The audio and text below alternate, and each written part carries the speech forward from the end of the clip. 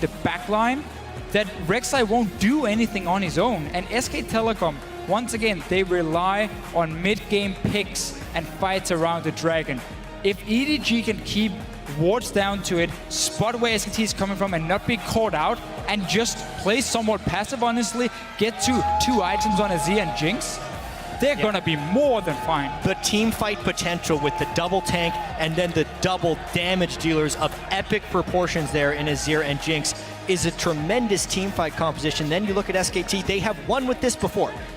Yes. Save for the Rumble right here. Another incredibly fascinating pick and ban phase right here, because you can tell that SK Telecom has a strategy in mind, and Edward Gaming keeps throwing some kind of wrench into it and breaking it up a little bit. Seeing as EDG has struggled around Dragons in the past, and that they tend to be caught out if they try and go in clear vision, I can definitely see why SKT want to draft this comp here and say, we're going to see if you have learned anything. We're going to see if we can keep catching you out, because we know you tend to play a bit too far forward when it comes to fighting around the map. And that's what they're building for completely. Well, we've seen one game go the way of SKT completely in their favor. EDG made SKT walk to the beat of their drum in game 2. A lot of people on social media for that game were wondering why EDG didn't close it out faster. I think they just gate themselves with Barons and then they win the game. It's obviously their prerequisite. You see the coaches shaking hands here as we get ready to enter into game 3. You know the drill as well at home and here at the arena at LOL Esports with either hashtag SKT win or hashtag EDG win. We'll be counting up those votes and sharing the results shortly. As Grandpappy Riv the First would always say, we are on the rift. Right on. Where are you guys? Where'd you go? We're gonna start this one off. Let's see what they got for each other. SKT walked themselves into a pretty bad fight last time as EDG was able to meander through the top side of the jungle, get themselves into great positioning. Yeah, the strangest thing about the last invade was that EDG was spotted out completely by a ward, and then SKT decided to go in again. That was also a slightly different lane matchup where Deft didn't necessarily want to be in a 2v2 lane. Jinx and Sivir have an interesting 2v2 matchup here that they're willing to lane against because of the Dragon emphasis in this game. Right, so yeah, a few things for SKT here. First of all, Ruby Crystal for Marin in the top lane. That's what you do if you expect a one-on-one against Maokai and you want a very early haunting guys when you go back, so you can once again start fighting around these early dragons and you can become a bit of a bully in that lane with early magic penetration. At the same time, as you just said here, you want to keep your bottom lane on the bottom side of the map so you have that control around it. What they normally do with Lulu mid is they try and push the wave as often as possible, and then you have EasyHoon who can whimsy himself to start roaming between the lanes and start catching up people with Bengi on this Rek'Sai here, and that's how you start creating picks already from the laning phase. And it's actually EDG going with a lane swap here. I wonder whether or not Clearlove can do enough to contain Bengi in the roam game. That was a late swap back right there for EDG. They showed the defensive lines in the normal place, realized there weren't going to be any lane scouting wards, safely recalled, and then they have come back here. This is going to be revealed as soon as the lane swap happens, but outside of that, SKT is expecting normal lanes right now. You guys were saying very safe with that line of scrimmage in wards right along the river.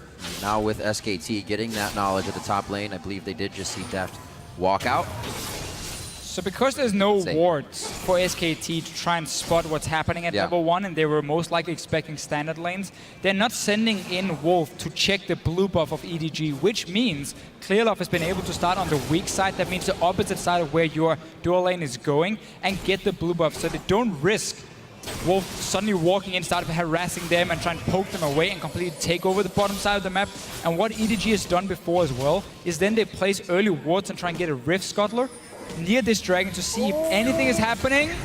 Bengi didn't get it. So Clearlove has managed to get some control on the bottom side of the map. Got the blue buff as well. You can see Bengi moving there because for him to go his own blue buff can be risky now, seeing as there are 2 members on the top side from EDG that can go down and try and stop him.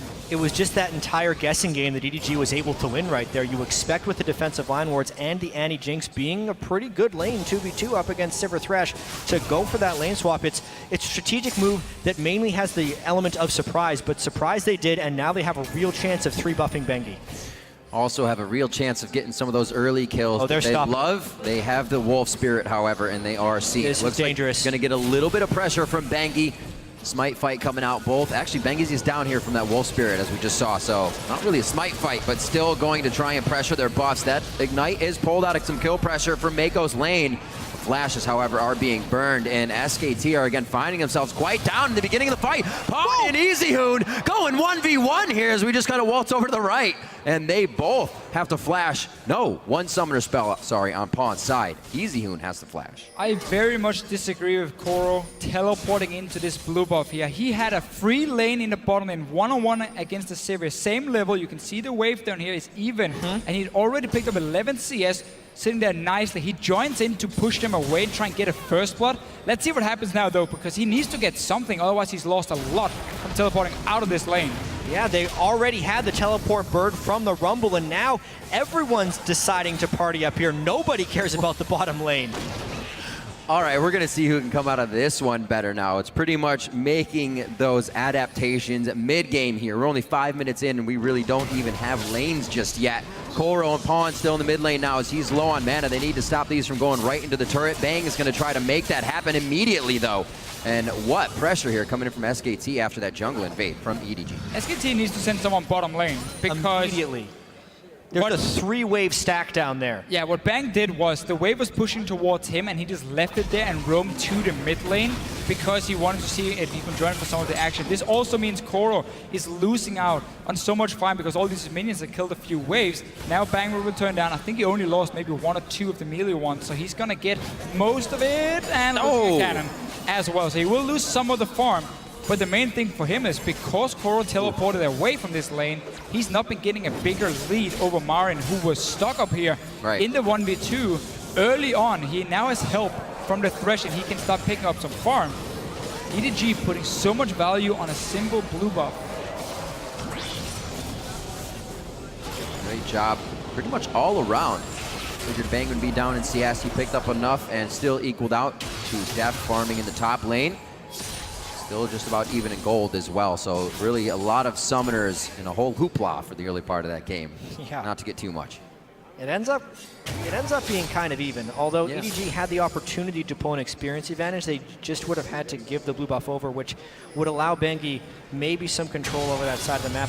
But even so, I'm completely on Officio's side right here. Koro could be so far ahead in this game right now, but instead he is just equal with Marin and going with that double thorns. But Clear Level will continue to try and do this invading Nunu. They're potentially falling behind her. They've sacrificed a lot of time in order to try and pull off some of these buff invades. The standard Nunu start with the early side stone, and with them pushing the top lane, one of the reasons EDG did it, first of all, they obviously came late into the lane, so they couldn't build up the freeze at first, but it was also to see if they could force SK Telecom to send someone like Wolf up onto the top side and help Marin. That meant there was no dragon pressure for SKT on the bottom side, so Clearlove has been able to ward it up and keep it warded for the entire early game and make sure no early dragons are going down.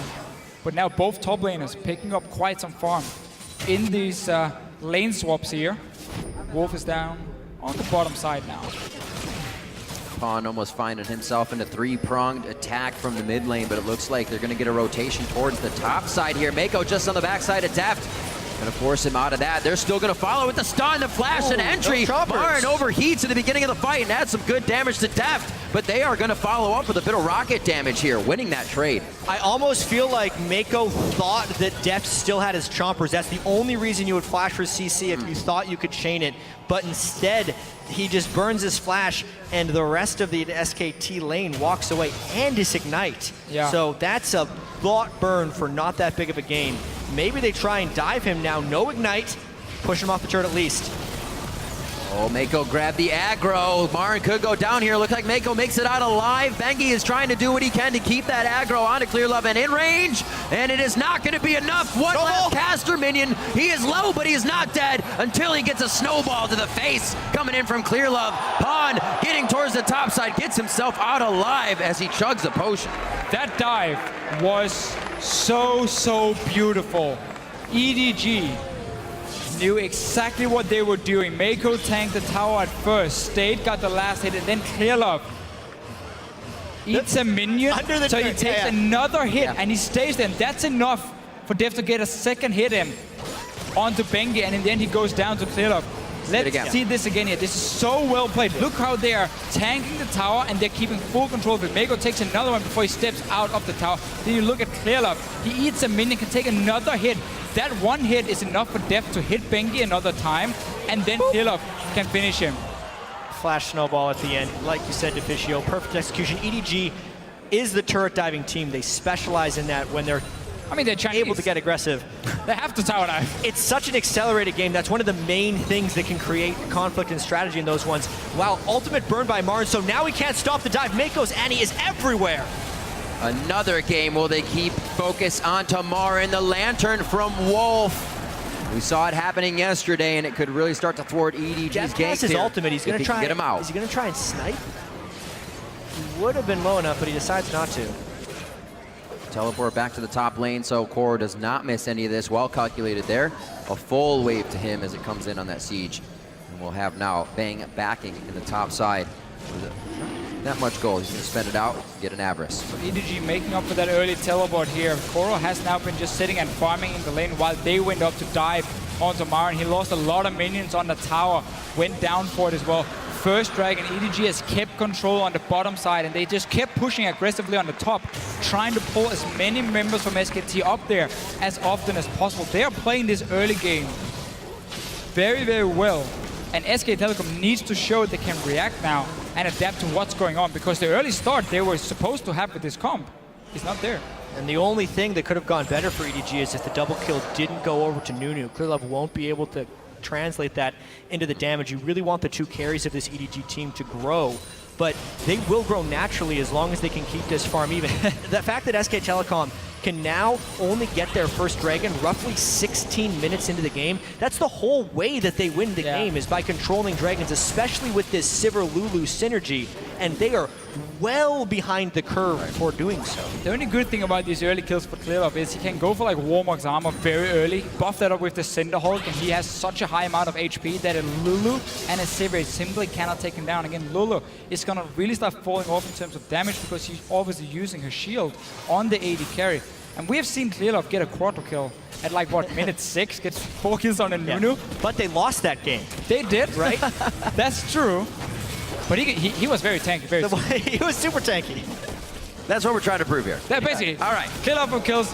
He was tanky. He was, there you go. Got it. 2-0 as we start this one. EasyHoon gets the blue transfer over as he now tries to give it to Pawn in the mid lane. Not the blue, but the aggression. They still have Ignites up there, so we could see a little bit of kill pressure. Also coming in from EasyHoon. They can use that wild growth effectively. Marin looks like he finally gets some free time in the top lane, but it won't be for long. He's trying to make up for that 30 CS behind. Bengi's here to help. Let's see how this goes. Equalizer down on Koro. Clearlove says peekaboo, comes out of the brush. An absolute zero charge up and a knockdown. Where's the fourth? He's gonna lock it up. Can he get the fourth? Come on, Here it comes. It'll do it. He's tanky enough. Gets popped up. There's the flash, and they may not have the chase. Arcane Smash coming in from Koro. Snowball. There it is. Oh, he gets the fourth one. Snowball to the back of the head of Bengi. Clearlove on a rampage, but specifically because that was a great counter gank right there. Whoa! Way commits! Holy moly, Wolf flying in once again, trying to mark that territory. Def says, no way, Jose. And EasyHoon's going pretty hard now. Bang, very low. EasyHoon, however, takes the zap. Is it EasyHoon! He throws it himself. Can it be enough? And Mako and Def try to follow this one. They can't serpentine through the minions quick enough. EasyHoon's safe. Everything's starting to fall apart right here from SKT. All 3 lanes suffering damage at this point. One of the worst things. First, it starts in the top lane. Second, EasyHoon's roaming down early, which makes Wolf overcommit for that. They miss all their skill shots. They click on the wrong people. And EDG, with this pressure and aggression, is making SKT make mistakes. And this is really where SKT struggled in the semifinal as well. When they tried to match the early aggression, let's see what happened here. Bengi does stay alive, but in the bottom lane, we saw EasyHoon when he tried to push his wave and then roam down with the Whimsy, as we mentioned with this Lulu. But the engage from Wolf was just way too early. He walks in pre-level 6 as well, trying to land a hook right in front of Deft and Mako. And like Thresh, when he winds up the animation here, you have so much time to react, honestly, for EDG and just instantly blow him up. Yeah, he is a Moby Boots Thresh as well, so the Annie can almost one-shot him alone at level 6. The best that comes out of that is they trade 1 for 1, but they end up losing 2 for 0. And carry Clearlove with the 4 kills, but the rest of the team is pitching in right now too with that bottom lane. It's always one of the annoying things when you play Thresh. You feel really tanky in the early game as well, but then you realize you have to pick up these souls here to really start getting some armor. So once you do trade, you're not really that beefy, and Deft takes a very easy kill from that one. 6-0, first dragon. And SKT, by the way, as we have said, is running a composition that doesn't want to go late game. Right, really time working against them. Whoa, big force, 5 people bottom lane. Pawn also over the wall with shifting sands. It's right onto Koro. They're looking to lock down the bottom lane though. He almost tried to walk past Bengi. They definitely have their eyes on Bang and on Wolf for that bottom lane. They don't get what they want. They're gonna back out. Minute and a half onto Dragon here. It doesn't look like they can actually get too much out of this now that they've missed out on the opportunity. Mid lane's going to get pushed in here by EasyHoon. Actually some breathing room for SKT. Unfortunately, they will lose the buff, and Marin takes that top turret. Basically just a turret trade right there. SKT trying their best to hold off on any real conflict unless they have a big numbers advantage in the fight. They do have a numbers advantage in this fight until Pawn gets here. Here's EasyHoon. Nice glitter lance to slow down the 3 members of EDG. Don't have too much vision in this brush though. SKT's blind there. Cannot go into it with Clearlove having his ultimate up. It's pretty tanky Nunu. Yeah, pretty tanky. Hey, 4 kills. Good for you, Clearlove. Good for you. Let's see what he builds in this game. I mean, Locket, against double AP, especially against a Rumble, is fantastic. The earlier you get it, the even better for your team. But you can also just be greedy and go for that Warmox and just run around with like 3.5k HP. Look at the animated carry and just laugh at him. We also have to remember, again, SKT was up against this against Fnatic all the time, being down in the early game, but still being able to make things happen from 10, even 50, 13,000 gold behind. SKT was still in the game. The big difference, though, is Fnatic in those games would run these comps here that really also shine in the mid game. So once we got later on, the gold lead meant less and less because of just the items and the champions you had. Here, EDG is running such an insane late game scaling for themselves, having such a big lead. Technically, you should never be able to lose it by now. Right. SK Telecom has to create some picks, and EDG has to really make a lot of mistakes for that to happen. And as far as creating picks, they don't have Maokai or any real home guard teleport threat. So much of the pressure is put onto Wolf to land a death sentence, but he is extremely far behind once again. At that point, Bengi has to tunnel in to find something. It is really hard for SKT to actually create those opportunities that they need to in order for their composition to succeed. The Maokai picks that Koro has taken away from Marin have been so crucial in disrupting SKT's game strategies. We figured that would be the easy fight that they would get. They'd have a very tanky Marin, be able to go into anything, and right now they are being pushed into fights that they never want. Super Mega Death Rocket comes in, but it's a 5-0-0 Clearlove now. Deft on the outside, what a flash to get out of that hook, but he's gonna meet Marin as well on the backside. The rest of the team is coming in. Deft is gonna live. Marin actually can't go back in the fight. Pawn grabs one towards the bottom side as well. Tell me he's gonna kill Marin now. No, it's actually gonna go over to Mako, and now Bang's getting chased down by Pawn. The blue buff's only giving him so much mana, and he cannot follow under the turret. Now that EDG has all of SKT down, they're gonna get Dragon, and with this composition, the second they set foot near a turret, that's gonna fall too. Everything is just working for EDG. They had so many wards in the jungle of SKT because they've been so far ahead already that they could see Bengi move around. They get a pick onto him first, and what often happens in these games where there's so much action and it's very one-sided, the team who's behind us had to use all these flashes before, so once a big team fight is there, well, obviously they don't have anything. While we saw Deft just flashing around, he's staying alive. Cleared off. He's worth a full bounty. 500 gold to the killer. Run! But can they kill him? Ooh, going over to Bang there. Definitely much needed. His first kill of the game, and he's sitting on some scraps right now for recipe. It's also this terrible habit Bang has of going extremely early Avarice Blade when he's behind. He needs immediate combat power because the team is going to force on him. This happened in the Fnatic series as well, where he actually built Avarice Blade as his first item. This one's a little bit better because he does have the pickaxe, and he was able to pick up the 500 gold, but it just allows EDG so much more power early game. He could have used that Avarice Blade gold to save up for a BF and have some reasonable power in these mid-game team fights. It's when AD carry basically say, I give up on the early game, I give up on the lane. I just have to look towards 2 items now where I can start being useful.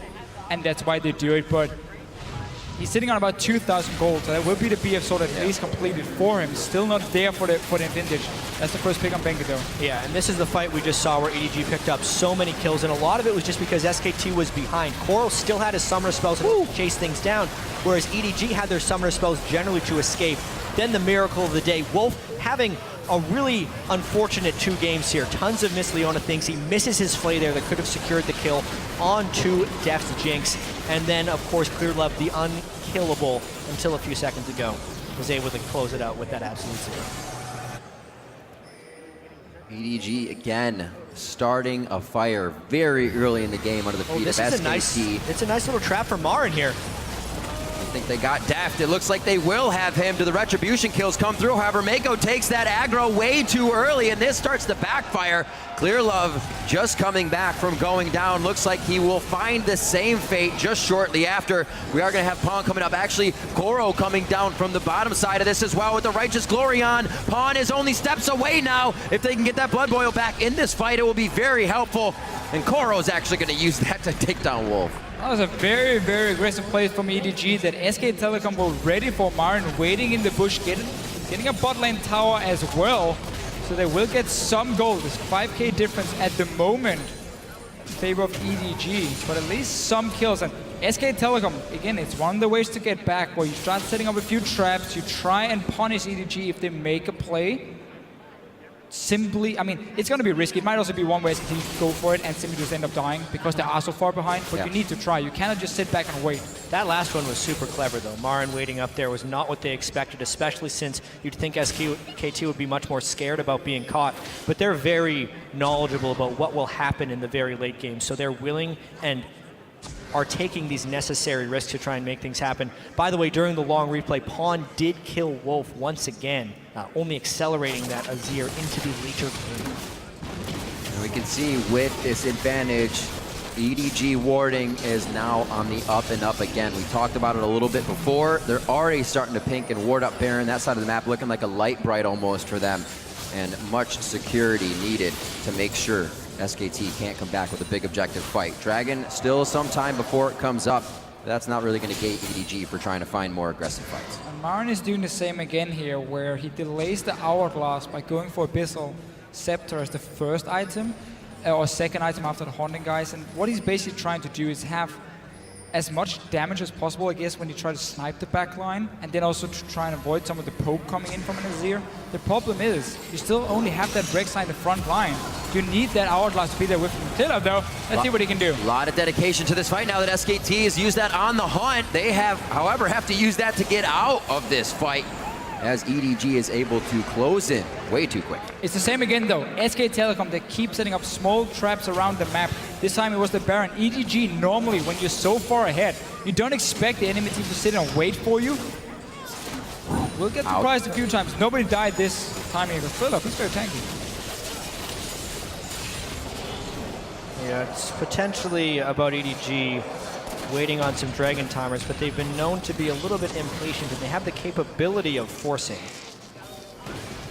SKT staying power in numbers now. We are going to see Wolf back, so they may start to back a little bit themselves. You can see Bang heading towards the bottom side here. A minute on to Dragon. On. Items ahead already. 2 items in inventory. Yeah, it's a little bit ahead. A full death cap over Easy Hoon. Just a little bit. Just a little bit. And there's really nothing to stop him on the side of SK Telecom. Yeah. They need to basically have Pawn sitting on top of an equalizer while they have him in a death sentence. Wolf continually in trouble. Thought he had enough safety at least with Easy Hoon being there. Pawn getting in with the Flash Emperor's Divide to throw Easy Hoon right back into the fray. Double kill for Death. And immediate pings onto the Baron after they're able to get those picks. Pawn flashing for the Emperor's Divide, gets him back right there. Basically just using what's got them here, and now just zoning out the choke points. If anything tries to steal this, it would be Rek'Sai with the Rumble ultimate once again. EDG absolutely on a tear here once again coming into game 3. They have lost no momentum from game 2, and SKT has not found the way to adapt yet. And they finally got to move around the map and not walk into a trap. Saw that SKT adjusted position normally, and then they instantly just go down, force a fight on them, get 2 kills. gives the Baron as well. Bang, it's not going to do a whole lot of damage with the Boomerang. Another Dragon for EDG coming up. SKT is around. There's a flash coming in. Gonna have to take the fight. If the fight is right on top of your head, they take down Bengi immediately. And that timer that SKT was looking for has pretty much run out for this composition to turn on. EDG on fire here as they grab Dragon number 3. 15 kills into this game and a 7,000 gold lead. And EDG, aside from just having that great draft phase, in our opinion, because of the late game scaling, it's the way ClearLove played in the early game. There was that interesting moment when Koro tried the teleport for the blue buff at the start of the game, but if anything, that splits and makes sure Bengi can't snowball any of the lanes. Because if we look at these lanes individually with Rumble, Lulu, and Sivir, they're not doing anything without the assistance of Bengi. So when ClearLove shut him down, the rest of EDG could use their skill to take over. Oh, he flashed on the lantern, but he could not get it because everybody also huddled around the campfire. Bang goes down. Wolf, they're just trying to stop EDG from getting any closer here. Throwing a few deterrents, but EDG is not really worried about anything they're facing at this point. The Wolf Spirit's gonna find him out. They easily are able to take down the blue buff here, and this is where we gotta see EDG start putting their foot down. SKT wants to do the same. So tanky. They may find themselves a fight they don't want. Marin overheats right in the middle of it. Vengeful Maelstrom is just completely stopping hardly any damage from hitting ClearLove. Deft in a bad spot, flashed into the pit by himself there, and he's almost staying alive. It is Marin that's going to be able to take him down, but SKT has lost 3. Now 4 members in the quadra kill for Pawn. Bang's the only one that's not there.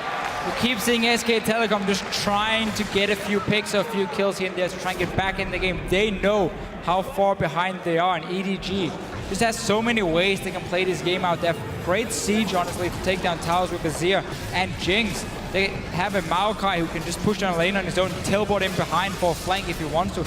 There are multiple ways for EDG to play out this game. And at this point, there is just no damage coming out of the SKT team since they've fallen behind. EZHoon doesn't even have his second major item. Bang did just finish his Infinity Edge, but that's at the point that we're seeing 3,000 health on multiple tanks for the EDG side, not to mention the locket for any equalizer damage that would be coming in to hit the team. Everything going in EDG's favor. This fight once again. Deft actually was staying alive here. You can see what SKT is thinking, because 2 guys from EDG is coming back from the base. So it's only 3 guys for EDG, but they're still so tanky with the Nunu Maokai, and Deft does have good damage already. And once he goes down, well, the next guy just enters with even more damage, honestly, and ends up cleaning house. ClearLove and Koro still staying alive. Koro barely took any damage, just healed most of it up here. So there's simply just no damage coming out of Bang. And also Marin, with his build, the fact he can't stay in the front line with Bengi, even had it been like even in gold or somewhat even here, it would have been very hard for SKT to play these fights unless they get the correct pick onto one of EDG's carries. Bengi getting hit up by most of the team of EDG. It looks like Pawn's gonna be able to stick with him here. Shifting Sands, able to save, oh, he goes down! A little bit of a burn there. And Pawn able to get some attacks in as well. Great chase, follow-up, and kills coming from EDG. We saw it with SKT's composition coming in, and they knew it as well. They were on a timer, but it seemed like EDG just had that in their mind. They're going for Deft once again. He's a little bit out of position. Taking control of that advantage. Whoa, Deft goes down very, very early. Trying to reassess the fight. SKT knows that's all that they can get here. We're gonna have Bengi in just a few seconds. His teleport is up, but he has no way to get to the fight to help his team. Pawn now probably gonna take down Wolf before he can even get onto the stairs of his base. And ClearLove is just 2v1ing, so the rest of the team can still come along with him. He's got the Iron Elixir already on, almost unkillable. And Pawn's able to pick up another one, 8-0-5 on Azir now. They've been able to pick out Deft on a few occasions, but then you can clearly see the rest of EDG coming in for the kill because they just have that massive lead. And what I want to talk about now is whether or not SKT brings in Faker for the next game. Because the way Pawn has been able to play this Azir and Cassiopeia and banning the other champion, EZHoon's champion pool being stretched here a little bit, maybe they have to play a more accelerated style. Unless EZHoon is on Cassio or Azir, he has been unable to dominate these games. And they're going to be 1 game away from elimination here. It would remove the LeBlanc ban they've been using. SKT normally ban LeBlanc themselves when they have EZHoon in there, and then obviously teams ban it against Faker. Right. typically. We saw Fnatic leave it open yesterday and try and trade certain other picks for it, but that could be one of the changes you want to make. Try and get a bit of a playmaker in there. EZHoon, though, when it comes to playing these standard mages like Azir and Cassiopeia, should be the better pick, so it might not even be the solution.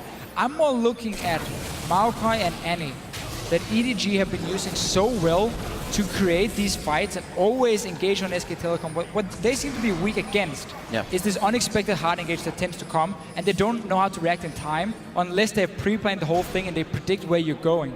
The Annie from Mako offers this hard engage instantly onto them. He goes for the talisman as well to buff up the team.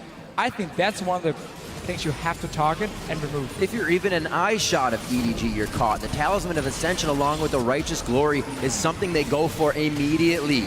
Like you're saying with that Maokai and Annie. Once again, the Talisman of Ascension burned out there. Righteous Glory, if they even need it to keep on the follow. And at Pawn coming up with another kill as he flashes forward with his soldiers. And they're going to have to get off of that cooker. The red carpet's laid out, but EDG wants none of it. And they're just going to be able to start pushing here. They're fighting in between turrets. And SKT can't really give anything back to him. EZHoon gets knocked back by Emperor's Divide. That's going to be Koro picking up a kill. And EDG are now 2 turrets deep, diving SKT in their base, 28-5, 30 minutes in. EDG doing whatever they want at this point. The SKT forced to surrender. There was no way they were coming back there.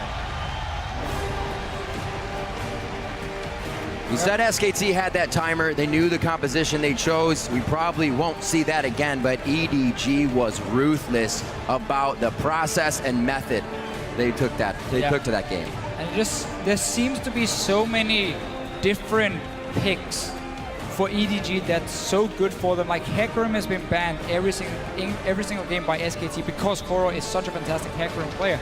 That gives him the Maokai though, because it's not a top lane that's getting first picked whenever we see it.